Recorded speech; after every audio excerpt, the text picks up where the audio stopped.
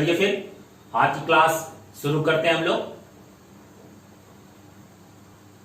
हम लोग आईएएस और पीसीएस की प्रारंभिक परीक्षा के अंतर्गत इस समय सीसेट पेपर फर्स्ट के अंतर्गत आने वाले एक विषय Indian political system and governance को डिस्कस कर रहे हैं।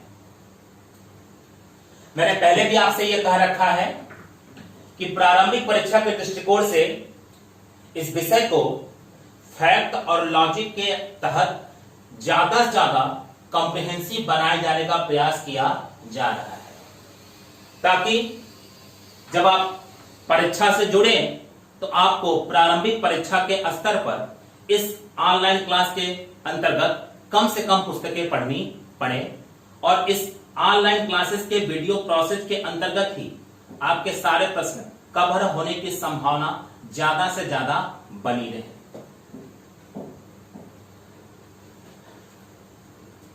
इसके पहले हमने सोर्स ऑफ कॉन्स्टिट्यूशन टॉपिक को डिस्कस किया था।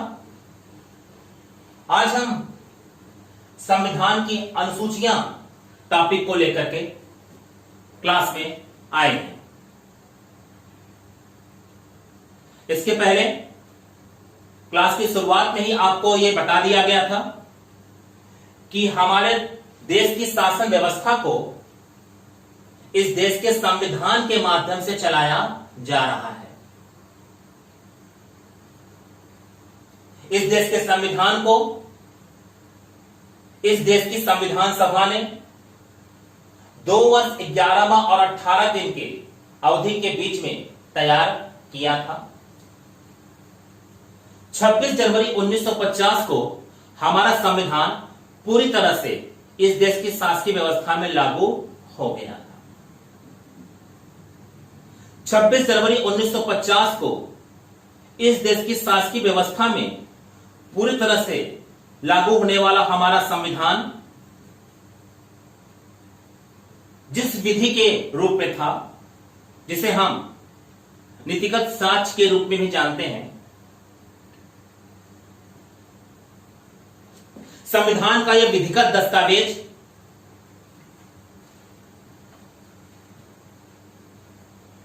संविधान की पुस्तक को 22 भागों में बांट करके दर्शाया गया था।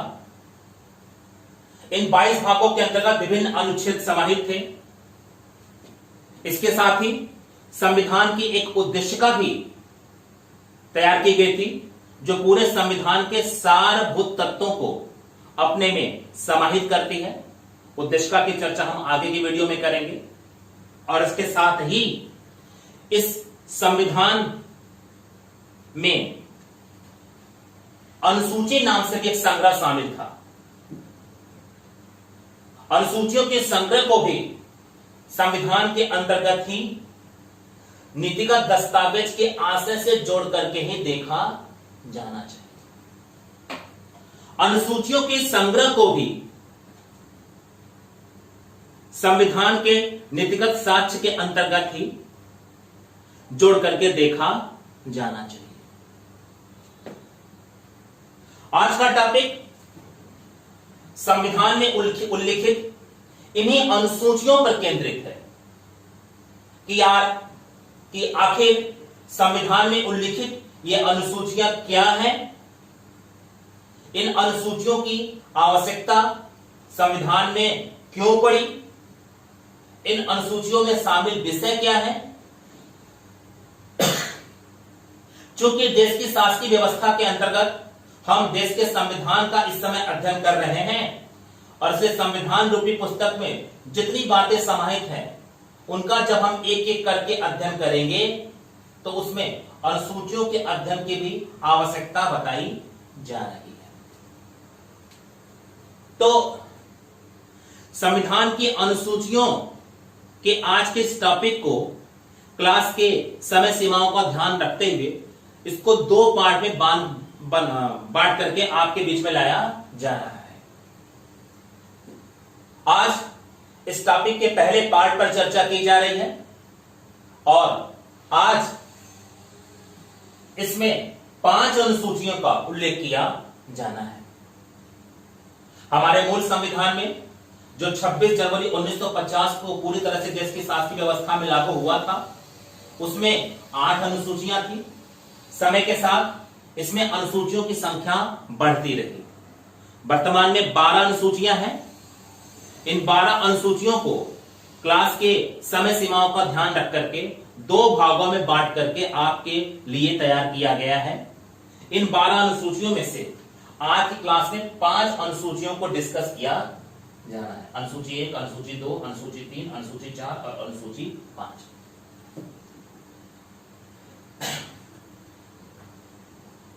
संविधान में उल्लिखित इन 5 अनुसूचियों को जो आज की क्लास का विषय है, इसका विवरण इस व्हाइट बोर्ड पे आपके सामने ओपन किया गया है।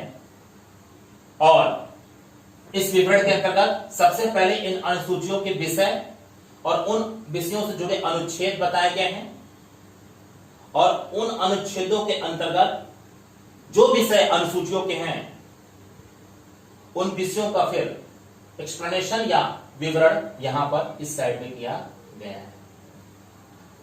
तो वहां पर विवरण उल्लिखित है।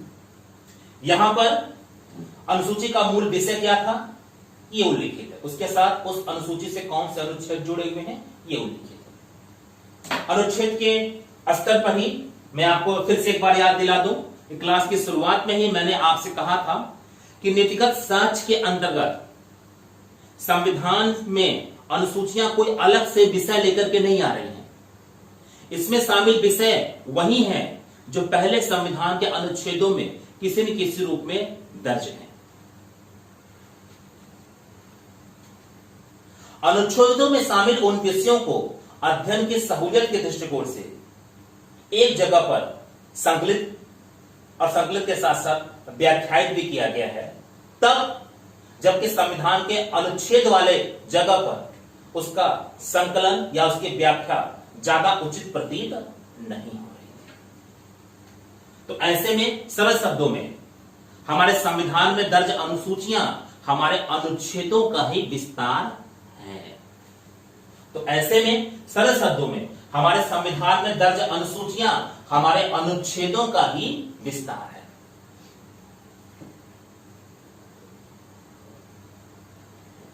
और अगर आप इसको टेक्निकली क्लियर करना चाहें तो आप इसको संविधान की अनुसूची न कह करके संविधान में अनुसूचियां कहिए।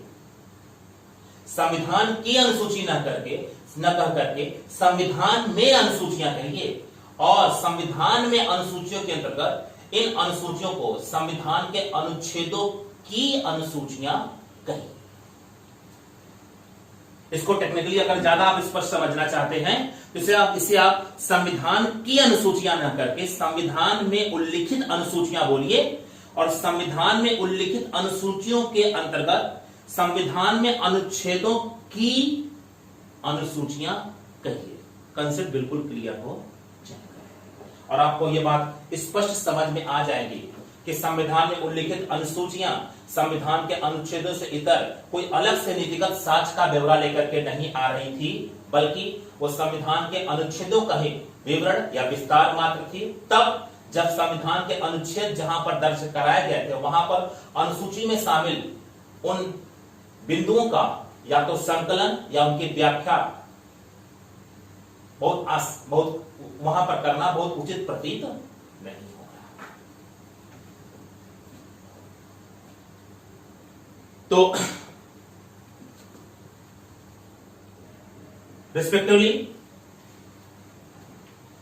एक एक अनुसूची को हम लोग यहां से निकालते हैं और ये देखने का प्रयास करते हैं कि यह अनुसूची किस विषय के साथ जुड़ी हुई है और इस विषय के आधार पर नीतिगत साक्ष्य के अंतर्गत यह अनुसूची क्या हमसे कह रही है।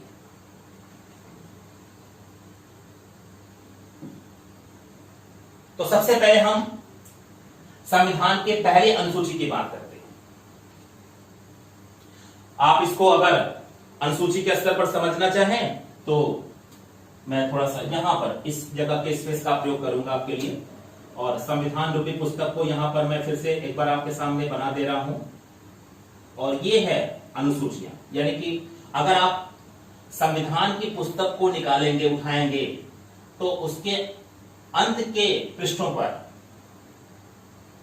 नीतिगत साक्ष्य के अंतर्गत जो विषय वस्तु संकलित है उसे आप संविधान की अनुसूची बोले। अनुसूचियां लास्ट में, जब अनुच्छेद पूरे हो जाते हैं तब संविधान के अनुसूचियों को संविधान की पुस्तक में उल्लिखित किया गया है। आज की क्लास में हम अनुसूचित विषय को सामान्य तथ्यात्मक जानकारी के साथ तो देखेंगे ही, लेकिन अन्य विवरणात्मक ज्ञान के रूप में सामान्य तथ्यात्मक जानकारी से हट करके हम आज के इस क्लास लेक्चर में अनुसूची की सही व्यवस्था को भी संविधान में देखने और समझने का प्रयास करेंगे, ताकि ये विषय Indian political system and governance, चूंकि हम लोग आईएएस और पीसीएस की तैयारी कर रहे हैं और ये विषय प्रारंभिक परीक्षा से साक्षात्कार तक की तैयारी में आधारभूत विषय के रूप में इस्तेमाल किया जाता है। और आधारभूत विषय के रूप में इस्तेमाल होने वाले इस विषय को अगर आप तकनीकी रूप से ठीक से समझना चाहें तो आधारभूत विषयों के बीच में भी इस विषय का जो कोर एरिया हो जाता है वो है संविधान खुद। संविधान और संविधान की व्यवस्था को दो अलग अलग भागों में अभी मैं आपके सामने बांट रहा हूं, आगे इसका हम उल्लेख करेंगे। तो इंडियन पॉलिटिकल सिस्टम हमें अध्ययन करने के लिए दिया गया है, उसका संविधान एक पक्ष है, व्यवस्था इस एक पक्ष से आगे अभी और कुछ मांगेगी, हम उसका अभी आगे विवरण करेंगे। लेकिन यहां पर मैंने आपसे कहा कि Indian political system and governance का जो विषय है प्रारंभिक परीक्षा से साक्षात्कार तक के आईएएस और पीसीएस की परीक्षा की तैयारी का आधारभूत विषय बनता है और अन्य से सारे विषयों को इस विषयों से जुड़ करके ही अपने अध्ययन को आगे बढ़ाना पड़ता है। और इस विषय का भी आधार इस विषय के अंतर्गत जो संविधान की पुस्तक है उसको कोर एरिया के रूप में देखने से आसानी से समझा जा सकता है। तो चूंकि संविधान की पुस्तक आज सिविल सेवा की प्रिपरेशन में एक केंद्रीय तत्व बन चुका है, आधार के अंदर भी केंद्रीय तत्व बन चुका है, इसलिए संवैधानिक व्यवस्था को उसके नीतिगत साक्ष्य के अंतर्गत संविधान के अनुच्छेदों, अनुसूचियों और उद्देशिका के अंतर्गत हमें उस पुस्तक में जा करके उसको देखने और समझने का उचित प्रयास करना बहुत जरूरी है। आज क्लास उसी बात के मद्देनजर अपनी बात को आगे बढ़ाती है और ऐसे में तथ्यात्मक ज्ञान के साथ ही इस पुस्तक का दर्शन दृश्य आपके सामने लेकर के आएगी और इसके साथ ही इस बात का प्रयास करेगी फैक्ट और लॉजिक से अपने हर एक टॉपिक को रिस्पेक्टिवली परीक्षा के दृष्टिकोण से, प्रारंभिक परीक्षा के दृष्टिकोण से कॉम्प्रिहेंसिव बनाते हुए आगे बढ़ती रहेगी। तो हम उम्मीद कर रहे हैं कि इस विषय के महत्व और प्रारंभिक परीक्षा से साक्षात्कार तक की तैयारी का विशेष संदर्भ लेते हुए प्रारंभिक परीक्षा के दृष्टिकोण से वर्तमान जो क्लास चल रही है आपके लिए, उस स्तर पर जो क्लास चलाने का अप्रोच है आप उसे समझने का ईमानदार प्रयास जरूर कर रहे हैं। इसके साथ ही मैंने अपने इंट्रो लेक्चर में आईएएस और पीसीएस की परीक्षा की तैयारी के स्तर पर 4 अलग अलग सेगमेंट बना रखे थे। आपको वो वीडियो लेक्चर फिर से एक बार देखने की आवश्यकता पड़ सकती है, आपके पास उपलब्ध होगा, आप उस वीडियो को देखिए और ऐसे में परीक्षा के तीनों चरण और किसी एक खास चरण के बीच का रिलेशन लेकर के ही विषय के अध्ययन की आवश्यकता आपके लिए बताई जा रही है। और इसके बीच में जो विषय परीक्षा की तैयारी के दृष्टिकोण से अपने महत्व के स्तर पर जिस प्रकार से अपना अध्ययन हमें करने के लिए कह रहा है, हम उस विषय का अध्ययन अपने मनोदशा, अपनी इच्छा से हट करके अध्ययन की जो वास्तविकता उस विषय की सिविल सेवा के अध्ययन के अंतर्गत करने के लिए हमसे कही गई है, हमें उसी वास्तविकता का आधार लेकर के ही अपने विषयों का क्रमशः अध्ययन करने की वकालत की जा रही है। इन सब का आपको आगे बहुत बेहतर लाभ मिलेगा और फाइनली ये सब कंपटीशन के स्तर पर राष्ट्रीय प्रतिस्पर्धा परीक्षा में आपको एक बेहतर कैंडिडेट धीरे धीरे तैयार करेगा और लाखों की भीड़ से धीरे धीरे 1000 से भी कम पदों की संख्या में जब फाइनली विद्यार्थी का आईएएस के स्तर पर सिलेक्शन होता है तो वहां पर आपको एक उचित और सशक्त उम्मीदवार के रूप में तैयार करेगा और अंततः आपको सिलेक्शन दिलाने में भी काफी मदद।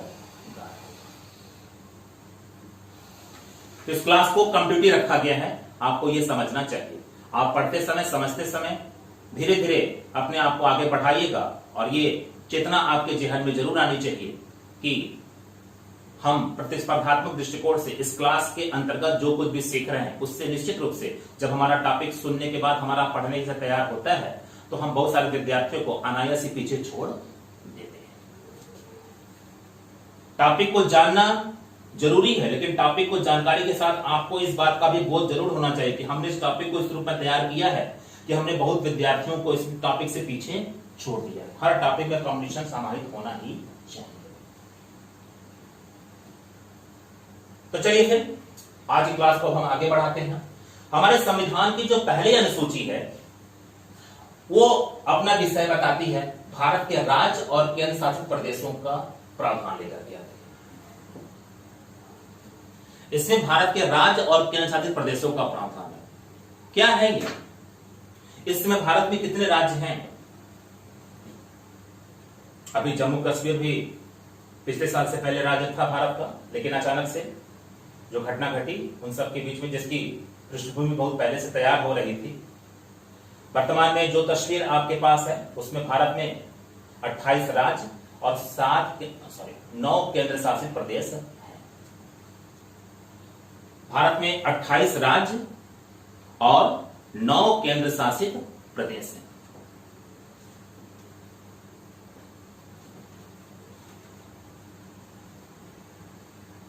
इकतीस अक्टूबर 2019 को भारत के राजनीतिक फलक पर जम्मू कश्मीर जो एक राज्य था अपना पुनर्गठन करता है और उस राज्य के पुनर्गठन के बाद उस राज्य में 2 केंद्र शासित प्रदेशों की इकाइयां बना दी जाती हैं। उसमें एक तो जम्मू कश्मीर खुद केंद्र शासित प्रदेश बनकर के सामने आता है और दूसरा केंद्र शासित प्रदेश उसी का एक हिस्सा लद्दाख बनाया जाता है। तो लद्दाख और जम्मू कश्मीर पिछले साल 2 नए केंद्र शासित प्रदेश बनाए गए थे, जिसमें जम्मू कश्मीर राज्य को ही पुनर्गठित करके ये 2 नए केंद्र शासित प्रदेश बनाए गए थे। यह सारी बातें मैं क्यों बता रहा हूं? ये सारी बातें मैं आपको इसलिए बता रहा हूं कि आज की पहली अनुसूची का विषय यही कह रहा है भारत के राज्य और केंद्र शासित प्रदेशों का प्रावधान। तो जब आप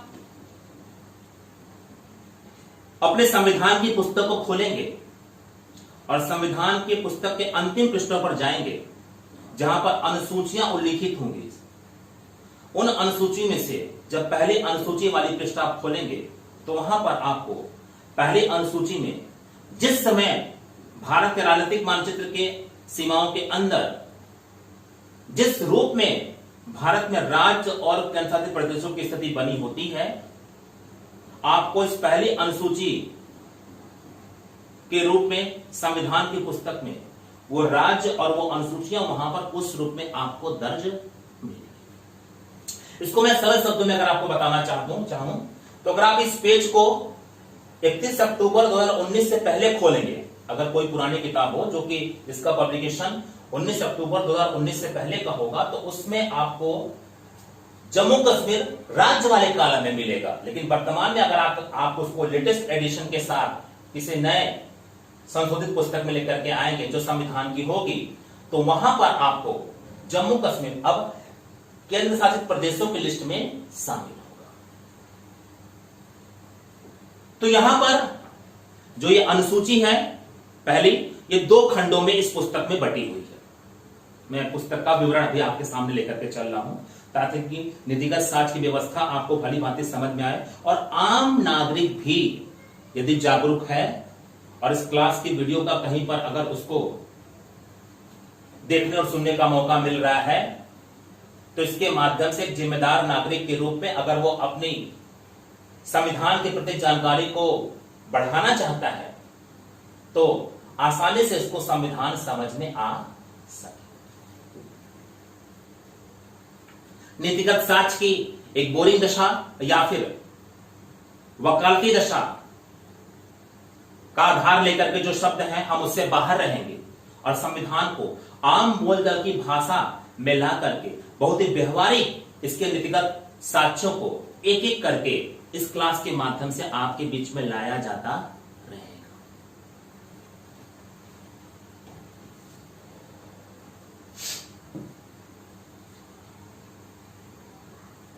तो आज ये पहली अनुसूची आपके सामने उस पुस्तक के माध्यम से आ रही है और संविधान में भी पुस्तक के अंतिम पृष्ठों पर आप जाएंगे और वहां पर जब आप अनुच्छेदों के बाद अनुसूचियों को देखना शुरू करेंगे तो पहले अनुसूची में वर्तमान में भारत के मानचित्र की सीमाओं के अंदर उसकी आंतरिक राजनीतिक व्यवस्था जो कि राज्यों और केंद्रशासित प्रदेशों में बटी होती है, राज्य और केंद्रशासित प्रदेशों के अंतर्गत उसका जो राजनीतिक मानचित्र इस समय आपको बताया जा रहा है, इस पहली अनुसूची वाले सेगमेंट में पहली अनुसूची वाले सेगमेंट या पेज में आपको वो चीज उसी रूप में उल्लिखित मिलेगी। तो अगर आप नई संशोधित पुस्तक लेते हैं लेटेस्ट जिसकी प्रिंटिंग हुई है तो आपको वहां पर जम्मू कश्मीर केंद्र शासित प्रदेशों वाली लिस्ट मिलेगा, जबकि पुरानी पुस्तकों में वो राज्य वाली लिस्ट में आपको मिलेगा। तो इस प्रकार से पहली अनुसूची उस पुस्तक में जाकर के आप देखेंगे, इस पुस्तक में जाकर के आप देखेंगे अगर किनारे की ओर तो आपको वहां पर दो सेगमेंट मिलेगा, एक राज्य और दूसरा केंद्र शासित प्रदेश, जिसमें राज्य के अंतर्गत वर्तमान में जितने भी राज्य हैं आपके देश में उन सब का उस पेज पर उल्लेख किया गया है।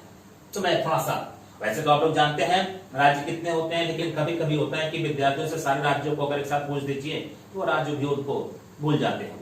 और मैं आप लोगों को शून्य मान करके चल रहा हूं और शून्य से शिखर तक के बीच में इस क्लास के व्यवस्था को जोड़ करके चलाया जा रहा है। तो मैं सारे राज्यों को एक एक करके यहां पर पढ़ दे रहा हूं।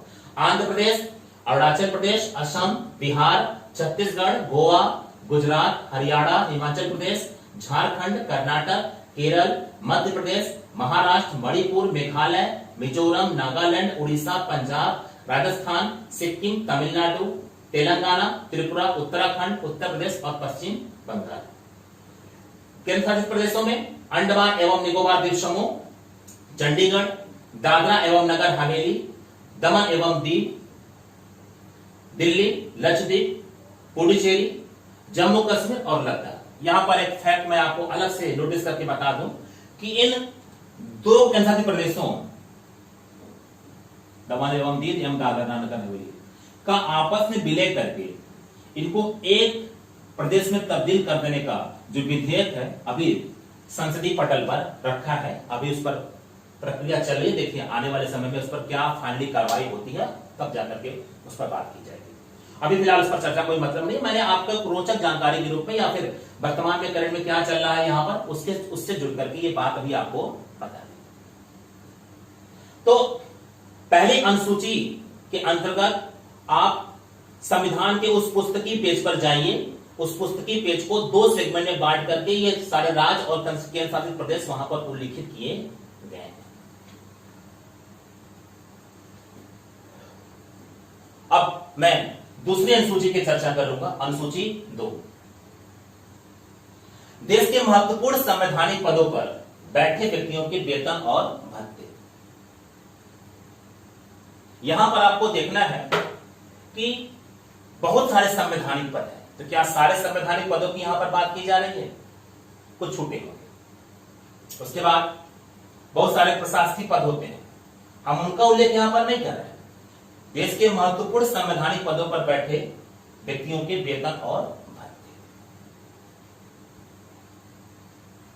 तो पहले वाली अनुसूची को अगर आप देखेंगे तो चूंकि अनुसूचियां अनुच्छेदों का ही विस्तार है, और मैंने आपको क्लियर बता दिया था कि इसे संविधान की अनुसूची न करके इसे संविधान में उल्लिखित अनुसूची कहिए, और संविधान में उल्लिखित अनुसूची संविधान के अनुच्छेदों में से कुछ अनुच्छेदों को अनुसूचियों के विस्तार के रूप में दर्शा रही है।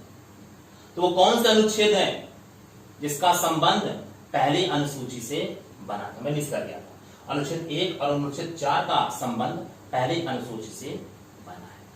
अनुच्छेद 1 और अनुच्छेद 4 का संबंध पहली अनुसूची से बना है। अनुसूचियां अनुच्छेदों का ही विस्तार है। अनुच्छेद 1 और अनुच्छेद 4 का संबंध पहली अनुसूची से बना है। बहुत ही सरल, बहुत ही व्यवहारिक भाषा में हम अपने संविधान रूपी पुस्तक को उसको वकालती पेशे की जटिलताओं या इसके शब्दावलियों से बाहर निकालेंगे, क्योंकि मैं सरल शब्दों में आपसे बता रहा हूं कि संविधान सभा के सदस्यों में से बहुत बड़ा वर्ग उस समय के सर्वश्रेष्ठ वकीलों का था। इनकी भाषाएं थोड़ी तकनीकी हो जाती हैं, कई जगहों पर व्याख्या करने में एक सामान्य नागरिक को परेशानी आती है, और इसलिए इन सारी बातों को देखते हुए भारत के संविधान की विशालता और उसके शब्दावलियों के तकनीकी पहलुओं के बीच में अगर हम आकर के देखते हैं तो भारत के संविधान को वकीलों का स्वर्ग भी बोला जाता है। भारत के संविधान को वकीलों का स्वर्ग भी बोला जाता है। तो फिलहाल हम इस मुद्दे पर नहीं है, मैं केवल ये आपको संज्ञान में लेकर के आना चाहता हूं कि आप इस बात को मनोदशा में स्थापित कर लीजिए कि संविधान केवल डरावनी पुस्तक के रूप में पढ़ने रटने वाली सोच से हट करके आम दिनचर्या में इस्तेमाल होने वाली दशाओं के साथ मौजूद है, और बहुत ही सरलता से देश की शासकीय व्यवस्था जिस संविधान पर चलाई जा रही है, एक विद्यार्थी जो आईएएस पीसीएस की तैयारी कर रहा है उसके दृष्टिकोण से, क्योंकि आईएएस पीसीएस में यह विषय आधारभूत विषय के रूप में इस्तेमाल किया जाता है, और आधारभूत विषयों में भी ये संविधान राज्य व्यवस्था का एक कोर एरिया है, केंद्रीय एरिया है, जिस पर पकड़ बनाना आज के सिविल सेवा पैटर्न के लिए जो मैंने 4 सेगमेंट आपको बता रखे थे पहले तैयारी के दिन, उसके दृष्टिकोण से खुद प्रारंभिक परीक्षा की तैयारी करते समय परीक्षा के तीनों दृष्टिकोणों पर अगर सोच हमारी बनी हुई है तो उन सबके बीच में आकर के आने वाले समय में हम जब विषय को लेकर के जाएंगे और प्रतिस्पर्धात्मक आधार पर लाखों की भीड़ से कुछ सैकड़ों विद्यार्थियों के बीच में देश के सर्वश्रेष्ठ परीक्षा के बीच में सफलता के लिए अपनी जगह की तलाश करेंगे, तो तैयारी का जो पैटर्न रणनीतिक दृष्टिकोण से यूपीएससी के मानदंडों पर आधारित होकर के हमारे बीच में बताया गया था, क्लास उसी पैटर्न का अनुसरण करके जब आपको लेकर के आगे बढ़ रही है, तो इन सारी बातों के बीच में संविधान जो कि आपके आधारभूत विषयों का एक कोर एरिया हो रहा है, इसको बहुत ही सरलता और व्यवहारिक शब्दावलियों के बीच में इसकी पुस्तकी दशा के साथ जानना समझना बहुत जरूरी हो रहा है। तो बहुत ही सरलता से इसको समझा जाएगा, इसमें डरने वाली और इससे भागने वाली कोई बात होनी नहीं चाहिए। अगर आप लोग यहां पर कुछ पूछना चाहते हैं तो कुछ क्वेश्चन नोट डाउन कर सकते हैं, क्लास के बाद आप उस क्वेश्चन को मैसेज कर सकते हैं।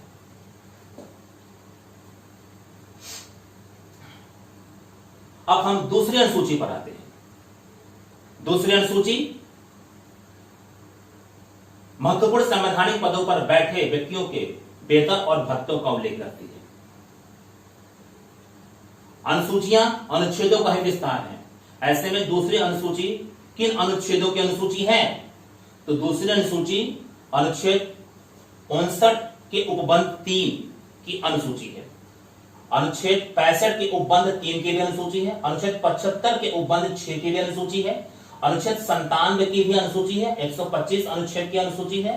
और उसी प्रोसेस में अनुच्छेद 148 के उपबंध 3, 158 के उपबंध 3 और 164 के उपबंध 5 और 186 और 221 ये अनुच्छेद और उसके उपबंध हैं। कुछ अनुच्छेद पूरे दर्शाए गए, कुछ उसके उपबंध वहां पर अनुसूची के विषयों का संबंध है उनको जोड़ा गया। इस प्रकार से अनुसूचियां जो कि अनुच्छेदों का ही विस्तार है, उसमें संविधान की अनुसूचियों से हटकर के संविधान में उल्लिखित अनुसूचियां जिन संवैधानिक अनुच्छेदों की अनुसूचियां हैं, इस पर आकर के हम जब अपनी बात को फोकस करते हैं तो वहां पर इस दूसरी अनुसूची में जिन अनुच्छेदों के लिए अनुसूचियों को जोड़ करके देखा जाता है वो मैंने यहां पर अलग से पहले ही लिख दिया है। आप इन सारे अनुच्छेदों को तथ्यात्मक रूप से याद करिए। धीरे धीरे हम उन अनुच्छेदों के विषयों को आगे जब क्लास में हम अनुच्छेदों को पढ़ना शुरू करेंगे अपने टॉपिक के साथ, तो वहां पर भी इसको हम जानेंगे, समझ लेंगे। और अभी फिलहाल हम यहां पर अनुसूची रूपी इस पुस्तक के साथ जुड़े हुए हैं। तो दूसरी अनुसूची कहने का मतलब है कि जब आप इस संविधान रूपी पुस्तक के इस लास्ट वाले पेज पर आएंगे और अनुसूची लास्ट वाले पेज पर आएंगे और अनुसूची के अंतर्गत जब आप पहले अनुसूची के बाद वाले सेगमेंट पे आएंगे और दूसरी अनुसूची को पढ़ना शुरू करेंगे। किसको पढ़ना शुरू करेंगे? दूसरी अनुसूची को पढ़ना शुरू करेंगे। तो दूसरी अनुसूची जो महत्वपूर्ण संवैधानिक पदों पर बैठे पदाधिकारियों के वेतन और भत्तों का उल्लेख कर रही है। दूसरी अनुसूची जो महत्वपूर्ण संवैधानिक पदाधिकारियों के वेतन और भत्तों का उल्लेख कर रही है, उन वेतन और भत्तों के मद्देनजर जिन अनुच्छेदों के अंतर्गत इस अनुसूची का विस्तार यहां पर उल्लिखित है, उसको हम यहां पर जब देखेंगे तो जैसे ही आप इस दूसरी अनुसूची के लिए पेज पर जाते हैं, वहां पर यह अनुसूची आपको कुछ खंडों में बटी हुई दिख जाती है। तो इसको 5 भागों में बांट करके देखा गया है। भाग क, भाग ख, भाग ग, भाग ख और भाग अंग। यानी थोड़ा सा इमेज लिया लाइए। आपके सामने पेज है, उस पेज पर ऊपर लिखा हुआ है दूसरी अनुसूची, अनुसूची के साथ उसका विषय लिखा गया है, उसके साथ ये अनुच्छेद वहां पे लिखे गए हैं, बाद में उसके नीचे ये 5 भाग आपके सामने दर्शाए गए हैं।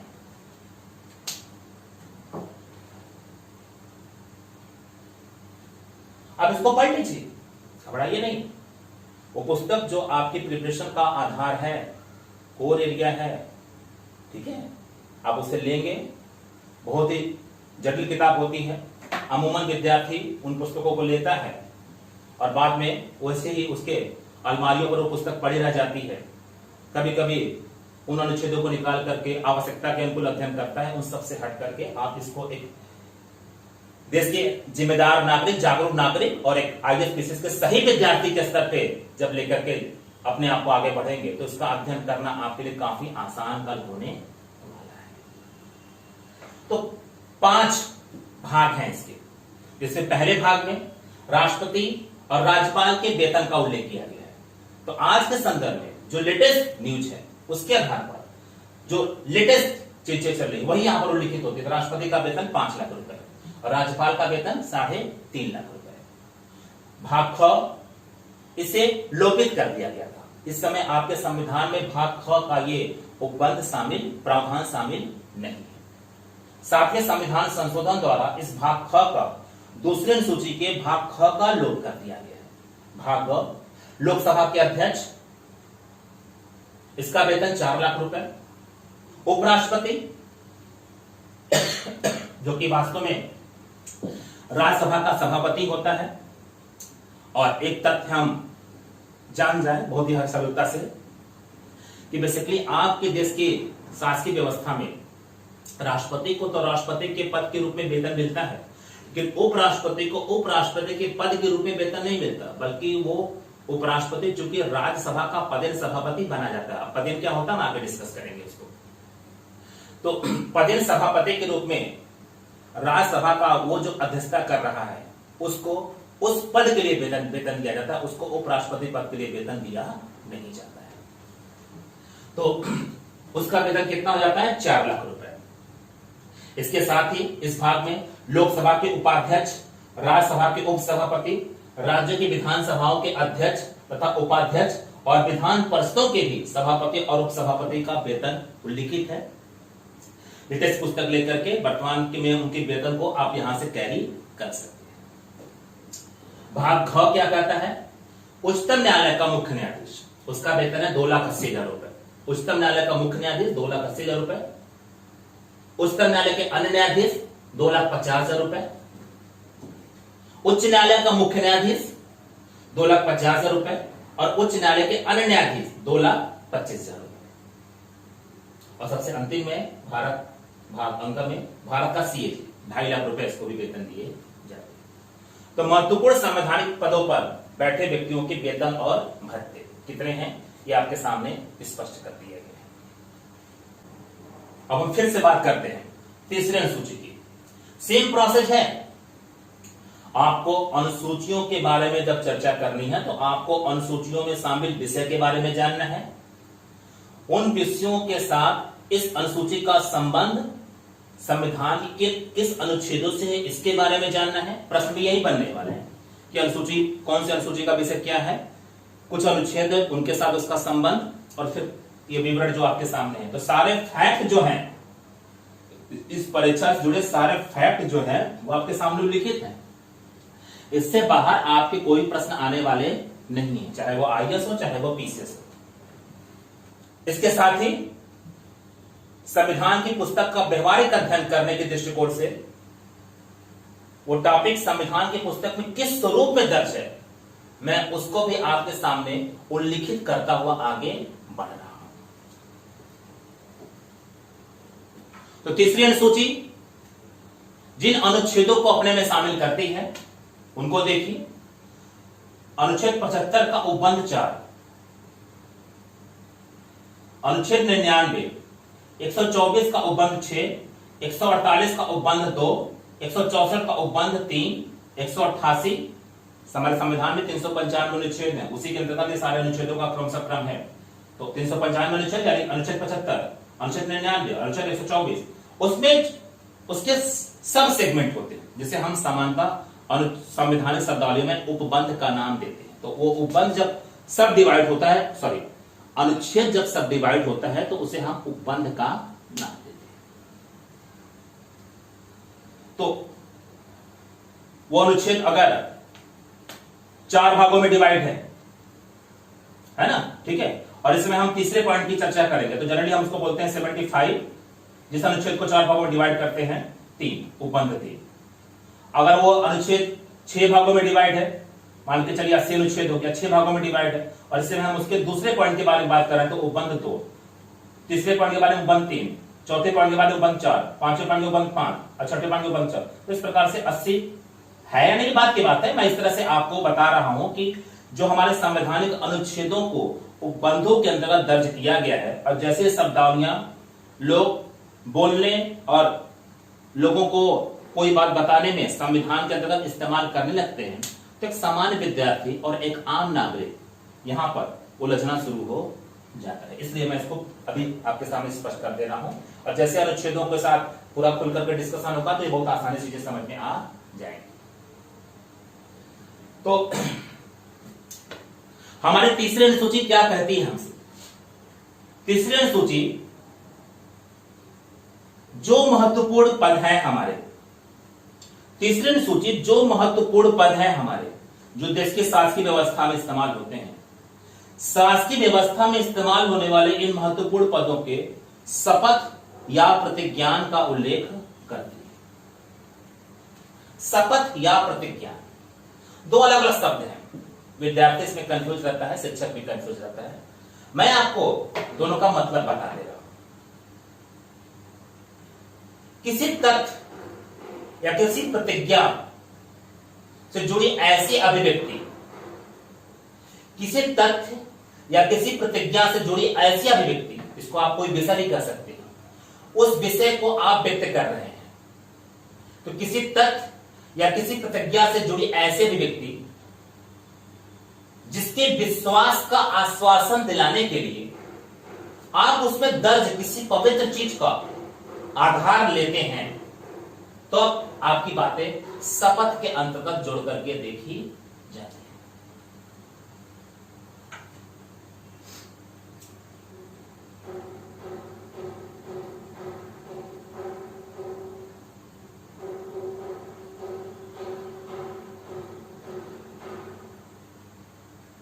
मैं आपकी तैयारी में जरूर मदद करूंगा।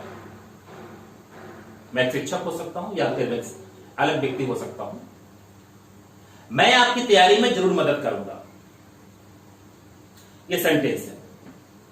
अब इस सेंटेंस को हम शपथ पे प्रकट करते हैं।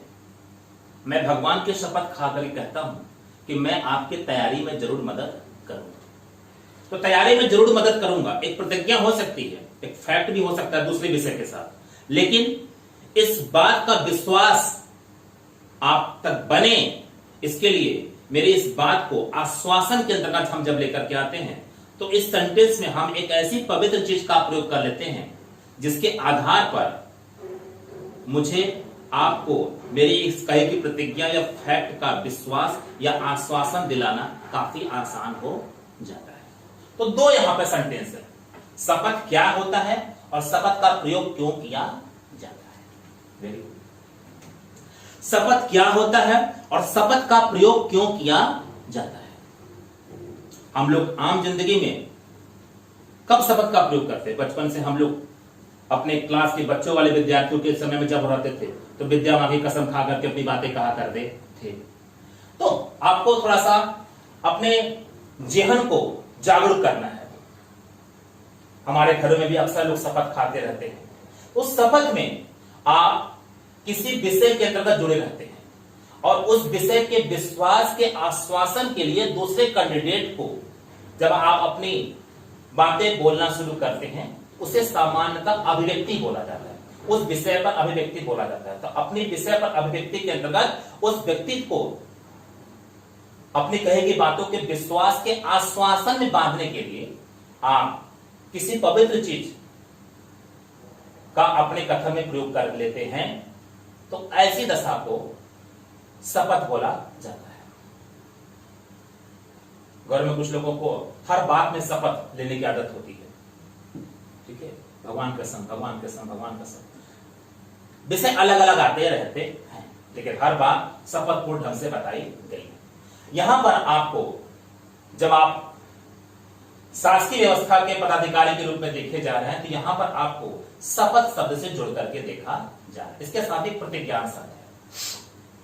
प्रतिज्ञान में शपथ का उल्लेख नहीं होता, मतलब किसी पवित्र चीज को जोड़ करके उस तथ्य चाहे उस प्रतिज्ञा के विषय को बतलाने की आवश्यकता अभिव्यक्ति में नहीं होती है, लेकिन उस विषय के प्रति हम आपको विश्वास में लाना चाहते हैं, हम आपको आश्वासन में लाना चाहते हैं, तो हम अपनी बातें निष्ठापूर्वक और दृढ़ता से कहना पसंद करते हैं। तो जब शपथ के अंतर्गत आने वाले पवित्र चीजों की वचनबद्धता का आधार न लेकर के हम किसी विषय पर अपने विश्वास का आश्वासन दिलाने के लिए उसको पूरी निष्ठा के साथ और दृढ़ता से कहते हैं तो उसे प्रतिज्ञान बोला जाता है। उसे क्या बोलते हैं? प्रतिज्ञा।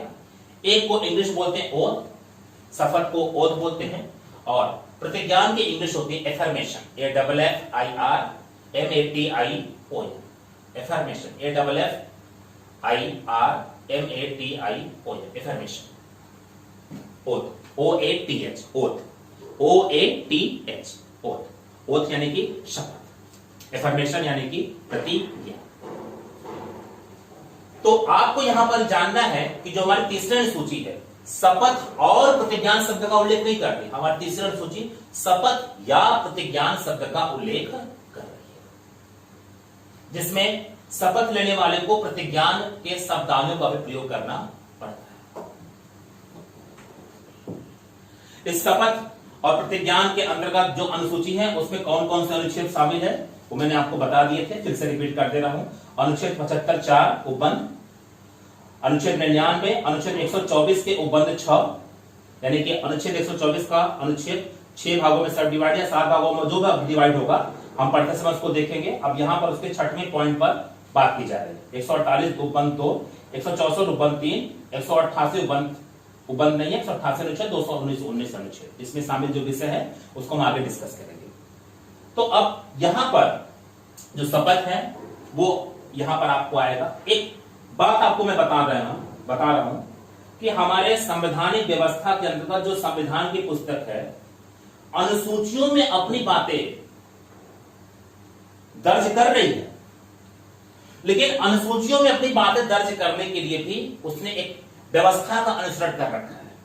तो या तो हमारी अनुसूचियां अगर छोटी हैं व्याख्या में तो बहुत ही सरलता से अपनी बातें एक सूत्र में कह देती है, जैसे ऊपर 2 खंडों में बांट करके कह दिया गया। अनुसूचियां चूंकि अनुच्छेदों का विस्तार है, अब विस्तार करते समय उन अनुच्छेदों के साथ और कई अनुच्छेदों का संकलित रूप भी हो सकती है, तो काफी लंबा विवरण हो जाता है इन अनुसूचियों का, और ऐसे में अनुसूचियों को यहां पर एक व्यवस्था के अंतर्गत दर्ज करना संविधान में सहूलियत भरा कदम हो जाता है।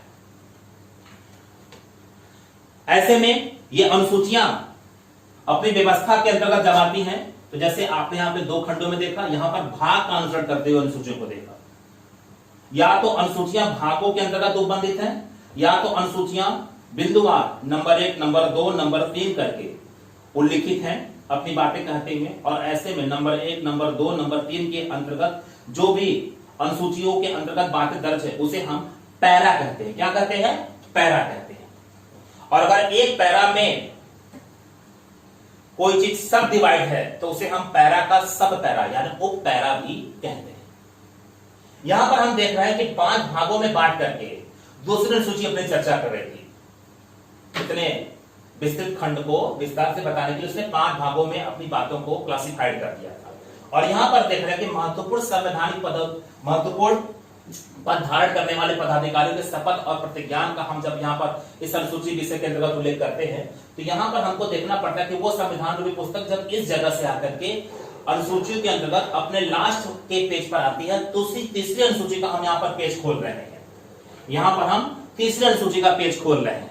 तो तीसरी अनुसूची के इस पेज के अंतर्गत यहां पर ये बातें दर्ज कराई गई हैं।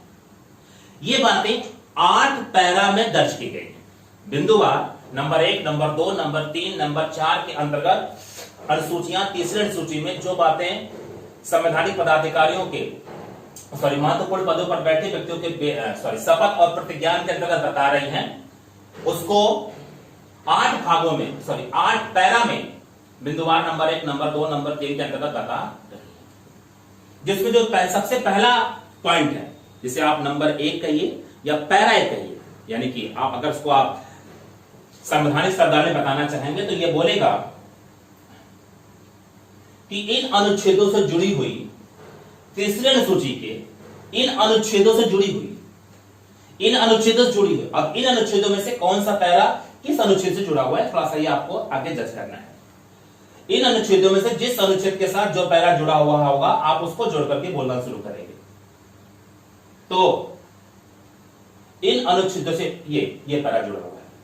अब ये पैरा ये अनुच्छेद इससे जुड़ा हुआ है, तो ये पैरा है, ये भी पैरा है, ये भी पैरा है, ये भी पैरा है। कुल 8 पैरा यहां पर लिखे गए हैं।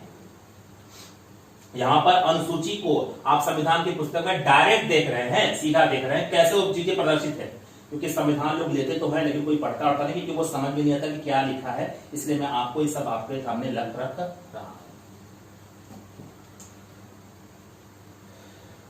आगे चले फिर चलिए। तो ये 8 पैरा है आपके सामने। इस 8 पैरा में जो पहला पैरा है वो संघ के जो मंत्री हैं उनके बारे में बात कर रहा है। जो पहला पैरा है वो संघ के मंत्रियों के बारे में बात कर रहा है।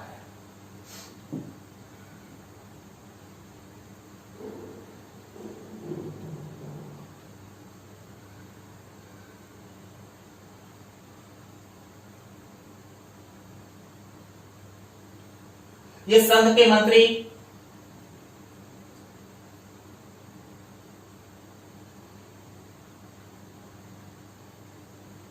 शपथ और प्रतिज्ञान में क्या लेते हैं उसकी बात कर रहा है।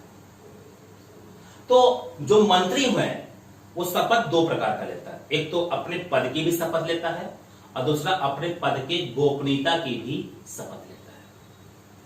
तो पैरा 1 जो है केंद्रीय मंत्रियों के पद की शपथ की बात करता है। पैरा 2 केंद्रीय मंत्रियों के पद के गोपनीयता की शपथ की बात करता है। और पैरा 3 2 सेगमेंट बटा है, 3 क और 3 ख। 3 क में जब आप केंद्रीय विधानमंडल के चुनाव के लिए अपने आप का आवेदन करते हैं अभ्यर्थी के रूप में, उस समय आप क्या शपथ लेते हैं उसका उल्लेख करता है। और 3 ख जब आप केंद्रीय विधानमंडल के चुनाव के बाद सदस्य के रूप में जीत करके चले जाते हैं और संसद के सदस्य के रूप में जब आपको वहां पर शपथ लेना पड़ता है तो उसका उल्लेख करता है। पैरा 4 उच्चतम न्यायालय के न्यायाधीशों तथा सीएजी के शपथ या प्रतिज्ञान का उल्लेख करता है। दोनों चीजें साथ साथ चल रही, शपथ और प्रतिज्ञान साथ साथ चल रहा है। एक में किसी पवित्र चीज का उल्लेख किया गया है आपको मेरी बातों का विश्वास और आश्वासन दिलाने के लिए, और दूसरे में उस पवित्र चीज का उल्लेख किए बिना अपनी बातों को सत्यनिष्ठा और दृढ़ता से कहने की वकालत की जा रही है। पहले वाले में शपथ के अंतर्गत किसी पवित्र चीज का आपको कहे गई बातों के विश्वास का आश्वासन दिलाने के लिए उल्लेख होता है, और दूसरे वाले में किसी पवित्र चीज का उल्लेख न करके आपको कहे गई बातों का विश्वास, आपको कहे गई बातों के विश्वास का आश्वासन दिलाने के लिए उसे सत्यनिष्ठा और दृढ़ता पूर्वक कहने की बात कराई जाती है। दृढ़ता पूर्वक सत्यनिष्ठा से आप बात कहिए, प्रतिज्ञा आपसे इस बात की आशा करता है। तो इसका जो चौथा पैरा है वो उच्चतम न्यायालय के न्यायाधीशों, जिसमें सुप्रीम कोर्ट के मुख्य न्यायाधीश और अन्य न्यायाधीशों की बात करता है, और सीएजी के शपथ और प्रतिज्ञान का भी उल्लेख कर रहा है। इसका पांचवा पैरा केंद्र से हट करके राज्यों में चला आता है, और राज्यों में जो मंत्री हैं उनके पद के शपथ के बारे में बात कर रहा है। इसका पांचवा पैरा राज्यों के मंत्रियों के पद के शपथ के बारे में बात कर रहा है। इसका छठवां पैरा राज्यों के मंत्रियों के पद के गोपनीयता के शपथ के बारे में बात कर रहा है। इसका सातवां पैरा पूरा 2 सेगमेंट बढ़ जाता है, और सातवें पैरा का 7 क राज्य विधानमंडल के चुनाव में जो व्यक्ति चुनाव लड़ने के लिए अपना आवेदन एक अभ्यर्थी के रूप में कर रहा है, तो एक अभ्यर्थी के रूप में करते समय वो किस प्रकार की शपथ लेगा, 7 का उसका उल्लेख कर रहा है। और 7 ख राज्य विधानमंडल के चुनाव में चुन करके जाने वाला व्यक्ति, चाहे दोनों विधानमंडल जहां पर है वहां पर दोनों, और चाहे एक विधानमंडल जहां पर है वहां पर केवल विधानसभा, चुन करके जाने वाला व्यक्ति विधानमंडल के सदस्य के रूप में जो शपथ लेता है, 7 का उसका उल्लेख करता है। 8वां राज्यों के उच्च न्यायालय के न्यायाधीशों के शपथ और प्रतिज्ञान का उल्लेख करता है। तो आप शपथ भी लेते हैं और आप प्रतिज्ञान भी लेते हैं। शपथ के अंतर्गत जिस भी पद पर आप रह करके, जिस भी विषय के साथ जुड़ करके, संवैधानिक प्रणाली के साथ जुड़ करके अपने कार्य को करने की जिम्मेदारी को निष्ठा और ईमानदारी से बांधकर कहते हैं, उसमें शपथ का भी उल्लेख होता है और उसमें प्रतिज्ञान का भी उल्लेख होता है। तो इस प्रकार से हमने 3 अनुसूचियों का उल्लेख कर लिया। अब हम चौथी अनुसूची का उल्लेख करते हैं।